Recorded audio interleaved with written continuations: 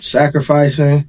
Yeah, man, I had to sacrifice friends, time with family, time with friends. You sacrifice time. That's the major thing about DJing. When my friends go out on weekends, I'm DJing. You know what I'm saying? Like, but they may want to go somewhere else. They may not want to come to the club I'm at that weekend. So it be times like that. You like, man, I wish I could have made it.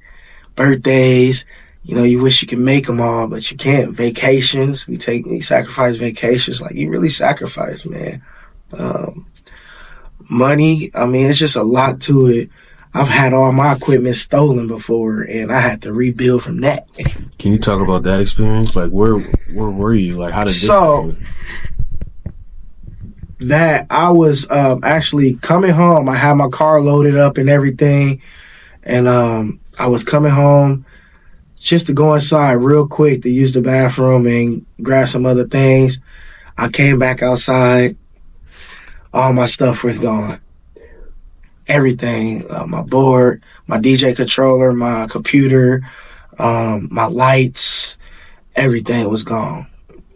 Speaker was gone. Like, everything was gone within, I want to say, 15 minutes. Yeah, so I started from nothing. And thank God for, friends I had DJ friends who like, hey, man, you could use my board till you get you another board. You know what I'm saying? So I had to go through that type of experience, man. It's been trials and tribulations with this. Like, especially with clubs and promoters and things like that. So, How sketchy does it get sometimes? Is it a lot? Or throughout, you said you've done it for 12, 13 years? Yeah. How often would you say you get put in a year, a sketch situation, if you're booked constantly? You've been put in sketchy situations all the time, man, with this. Are you talking about like clubs and just like may not even be the people that come because you can't control that. Yeah. We're talking about just like club promoters, maybe withholding money until you ask about it, or club promoters, man. So let's just take it back in the day. Back in the day, there was no promoters like that. The DJ was the main attraction, the promoter. When people looked for parties, they looking at who's the DJ. Who's the person that's going to keep me on the floor? Yeah. That's who's on the flyers. That's who's this. But all of a sudden, we started getting promoters. We started getting promoters who, they became the main attraction, and the DJ was just the person getting paid, you know what I'm saying, like to play music. But it's always sketchy. People don't want to pay. They don't feel like DJs are worth what we're asking for. So you have to constantly stand 10 toes down with clubs and promoters. You got to stand on what you want. And you also got to realize that you're the product. Like, if they want to buy your product, which is me DJing, I'm giving you my price. You have to take it, or you don't want to take it. How do you want your event to be? Because I believe in you pay for what you get. You get what you pay for. You know what I'm saying? So, yeah, it's been sketchy times, man, but the best thing is to just try to keep your composure, because you may need them for another opportunity. Mm-hmm. You know what I'm saying? So you have to kind of keep your composure and not go off or blow up on them or anything like that. Try to handle things a different way. But as long as you go in there with a business mind first, they can't play you on your money. They can't play you on, what you deserve, because you got to, you're going to have to work. You're going to have to stand on that. Can you get blackballed as a DJ? For sure. For sure. You could definitely get blackballed. If you really want to think, it's not a big city here. So it's not a lot of places to do clubs. There's not a lot of places to do so many events. There's rules to everything now. And if you are a hungry DJ, you will do what you need to do to get to where you need to be. Sometimes people will go in and they might badmouth another DJ so that they can get that gig, But that's why I'm trying to teach unity now between me and the other DJs. We can all work together. There's a lot of money out there, but that's where I often just started traveling to DJ now. I go out of town to DJ. Not because I don't feel like I can get booked here. I'm booked here all year. But I just feel like this game is about growth. And you want to go out there and explore the world and try to network and get into other places. Like, you don't have to stay right here. So if it's new DJs trying to come up and they trying to get to where you at now, here, let them come up. But you got to build yourself up. You keep elevating. You know what I'm saying? I have no problem giving somebody something that I've already had, you know. I'm ready to move on. So, yeah, it could be blackball. You know, you may do a party and somebody may fight. You know what I'm saying? People may fight and they be like, oh, that's because of the music being played. And it's just like, the music has nothing to do with why people fighting. You know, they're going to fight regardless. Yeah, they're going to fight. If they drunk and they see somebody they don't like, they gonna fight regardless. If it's a problem, I've seen every different type of scenario why people may fight. I've been doing this a long time, so I always try to preach to clubs and promoters and stuff like that. It's not the music, man. It's not the music. It can be if you going in there going straight killer music, then and these people mind after they drink and they like, yo, I'm amped up. You know, I'm ready to go fight that person. So it's just. So you do believe though there's power in music? It's power in music. You can control the mind with music. You can just like really tap into anybody's mood. Like some people get out there and they may not do nothing until they hear "Finito" by Chief Keef or something. They ready to go tear something up. You know what I mean? So yeah, it's a crazy game, man. Blackball is serious. You know. But when I say keep your chin up and 10 toes down, man, through all of that, you're going to be all right. Hell yeah. You're all right. So you got to be resilient. Who do you credit for your resilience in life? My grandmother. I've seen that woman do some amazing things. That's a strong woman. And I've always admired her resilience and her strength and everything that she has brought me up, you know, teaching me. I was pretty much raised by my grandparent, just my grandmother. But yeah, I get a lot of resilience from her, like just strength. Keep going, try to stay above water, and understand that life happens. And you got to figure out a way to, you know what I'm saying, overcome that situation. So, yeah. What's some crazy experience? Let's give me one crazy one of your best memories of DJing. Ooh, man, so many.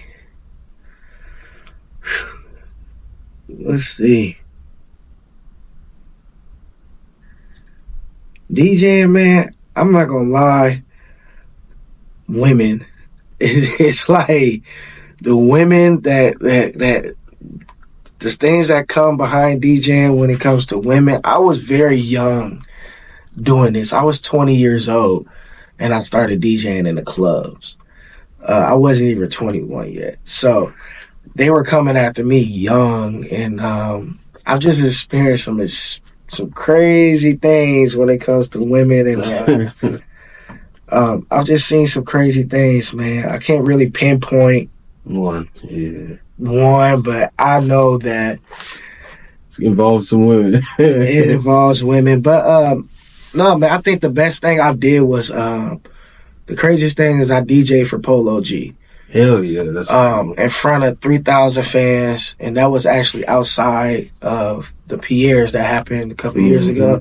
So actually being out there, seeing 3,000 people was like the best. It was like it was a moment for me, and I had my friends and I had my family with me, so it was just like a big moment for me to get on the stage and do that. Yeah, but that was just a crazy experience for me. Hell yeah. So do you claim Fort Wayne? I claim Fort Wayne. Okay. I claim Fort Wayne, I claim Mississippi, and I claim Memphis. All three states shaped me to be this. You know what I'm saying? Every state gave me a piece of something to get to where I am now. Yes. I say that only to ask, what do you think of the Fort Wayne Cipher if you've seen it? Oh, I was actually in the cipher. Oh, fuck, I'm sorry. You good? You good? You all right, man? The cipher was definitely. I feel like the cipher was exactly what it needed to be. It was the first one. You know, a lot of people don't give the credit, or everybody just feel like they should have been a part of the cipher. Now, if we had it to where we could have 25 people doing a cipher, we could, but we could only choose a certain amount of people. The video can't be that long. Right. I think it was a good cipher. I think it could have been better, but I do feel like it was perfect for what it was. Shout out T Weezy, Big G, and Snacks. You know what I'm saying? And myself, we putting this stuff on. You know, I will say it's going to be another one, but you know, we want everybody to be heard. I've even done things on my Facebook, going live, using my platform for people to send me their songs, and they get to play it live on my live. You know what I'm saying? So I try to help. But as far as the cipher, there's a difference between being a rapper and then being a cipher rapper. Cipher rapper, you giving out bars, hot 16 straight bars. A lyricist, you know, you talking more politics, you talking more, you know what I'm saying, different than a cipher rapper. A cipher rapper, they hitting you with them, especially if they grew up how I kind of grew up, and you know, grow up in the hood. You grow up, get it out the mud. Like, they feel what they rapping about. You know what I'm saying? Some people just go out there and put words together. Like, I just honestly feel like as a cipher, you need people who really like rapping about something and know what they doing. They can put together some bars and drop them. But other than that, I think the cipher was okay. I wouldn't mind doing it. Yeah, I think there was moments. So yeah, everybody like, had a bar or something. I was like, okay, or made me think about. I can't complain in that regards of the scale or anything like that. Right. There were moments that I feel like could have been better, but I do know that we did this within 2 weeks. Right. No, quick. So it was like everybody saw of course, the Indianapolis cipher. And they wanted to get right on it. Yeah. And one thing I was saying was maybe we should take our time on this. That way it can be the best that it can be. You know what I'm saying? Because we don't know how long they took to prepare they cipher in Indianapolis, you know. And I don't really see so much of the beef. Why so much beef? No. There's but you know what though? Yeah. I think it's a good thing that it was commented on. Yeah, so much from the city. Yeah, because it means they care. Facts. So, yeah, man. I don't know. I think if we do a second one, I think we would take our time on it and kind of just work everything out before we start recording. But it makes sense though, like you said, the 2 week turnaround to kind of catch the buzz. From you catch it. You have to do it in that 2 week frame because. After 3 weeks to a month, people gonna forget about that cipher. You know what I'm saying? So if you don't do it right then and there, we had to jump on it fast. Was it too fast? I feel like the way things were moving, it was just a lot of different opinions and a lot of people feeling like they should be this, or it was just hard dealing with people. Well, I would say artists. Everybody has an egos and everybody feeling like, oh, I don't want to be on this beat. And, it's just like, well, if you rap, you can be on any beat. If you're a rapper, you know what I'm saying? You're a rapper, get on that beat and rap. You know what I'm saying? This is a cipher. This ain't no, you know what I'm saying? This ain't nothing you just pad and pen, you know what I mean? So, I just think, like, next time, when we do choose the artist, I want it to be some people who just like, serious about their craft. You know what I'm saying? And that's what I want in my cipher, if I personally have to do my own one. Yeah. What do you want to be remembered by? I don't know, man. I feel like I really just want to leave this earth knowing that I made everybody happy from doing what I love to do. I want people to speak highly of me when it's my time. Like, man, he was a great DJ, man. He was this, but I also want people to know that I love and care for everybody too. A lot of times I put myself before a lot of people. That's just how I was raised. So I want to leave out on that note, knowing that I stamped myself here and I could carry my legacy through my kids or whatever else like that. So yeah. How many kids do you have? I have 0. Oh. Yeah, no kids right now. 31, no kids. So I think kids is in my future, but I grew up in the church in a different type of household, so I just kind of, I'd rather get married and before I had kids and stuff like that. Yeah, respectable. Yeah, for sure. What is your message to Fort Wayne, and then where can they find your next event, and then how can they book you? Okay. My message to Fort Wayne is, man, come together. Be a unit, man. People gotta understand, like, we have to take this city and be one, because it's us against everybody. You know what I'm saying? When they talking about, if you want to bring up Nap, they want to talk about Fort Wayne. They talk about Fort Wayne as a whole. They're not talking about individuals. So we have to come together as one, and we can take over the world, man. Like, so I feel like people need to just come together. If you see people like Detroit, the rappers and stuff like that, they all came together. Now they all getting put on. Oh yeah, they locked in. Atlanta, they put each other on. You know what I'm saying? But they also work together. They do music together. They, whatever. And what was else you was asking? Where can they find your next event for DJing, and how can do you have an app that shows your schedule for barbering? Facts. So, my next event is actually, I'm going to Virginia, West Virginia on Thursday. So my next event will be at Vino's in West Virginia. It's the all-white affair after party. Lil Wayne's gonna be down there. And I'm doing this for Uncle Woody. I don't know Woody Woods. Woody Woodrow. No. Okay, so Woody Woods is he's a radio broadcaster and a DJ. He was here. He was on Hot 107.9, and then he went to Virginia and got on there too. So I consider him one of my uncles. So, I'm down there with him networking and stuff like that. So I'll be in Virginia the 28th, the 29th, and the 30th. And you can book me actually on my Facebook at DJ Nephew Entertainment. So you can go on there and book me, click and, pick a date. I keep up with it pretty much, so the schedule is on there.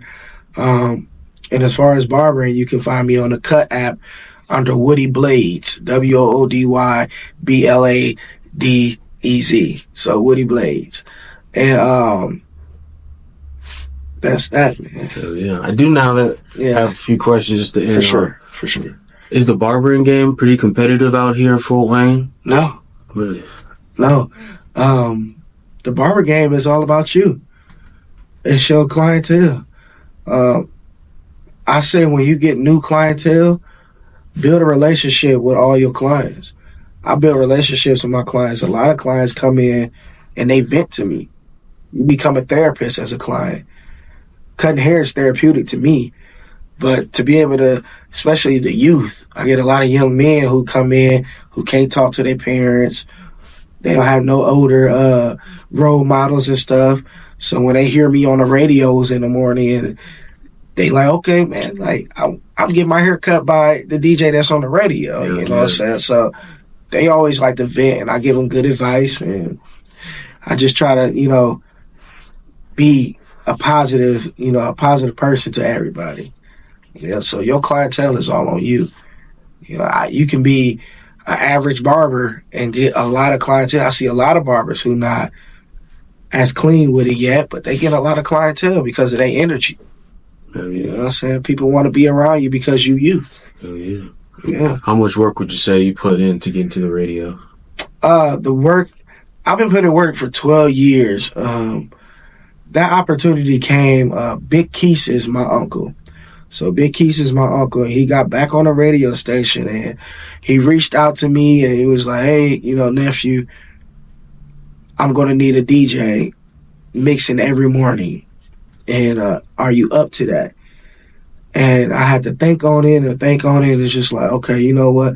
This may be an opportunity for me to network and broad myself out. I got 20,000 people listening to me every day. So the leg work to get into that was just staying consistent, keep grinding. It was sleepless nights, you know what I'm saying? Like, just showing up every day, showing up all the time, putting in that work. And that's just that I feel like that's why I got that opportunity. He could have went with any other DJ. And he wasn't just coming to me just because I'm his nephew. It took like maybe 3 or 4 years before I even had to DJ for him personally, for club events or whatever the case is, because he just wanted to make sure I was ready. So yeah, the legwork was just working. Staying consistent, man. Resilient. Yeah, staying consistent, being fearless. Like, you got to block out all the negative energy and just keep going. Hell yeah. That's it. I appreciate you stopping by, man. For sure, man. Thank you for having me. Yes, sir. You have a good, blessed day, man. You too, man.